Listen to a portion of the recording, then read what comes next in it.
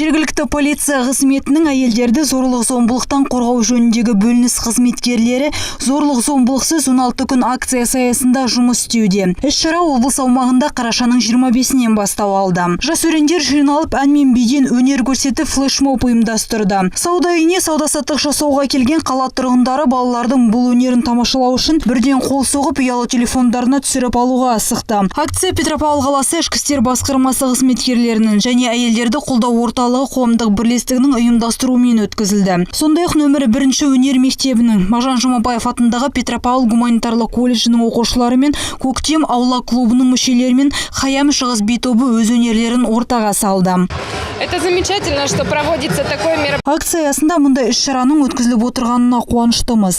Әйелдердің құқықтарын қорғауға арналған акцияның маңызы зор деп ойлаймын. Отбасында балалар мен әйелдерге қарсы зомбылыққа орын жоқ. Осысында акциялар отбасындағы кикілжіңдердің алдын алуға септеседі деген сенімдемін. Полицейлердің айтуынша акцияның басты мақсаты әйелдер мен балаларға қатысты жасалатын зорлық фактілерін болдырмау және ескерту шараларын қолға алу.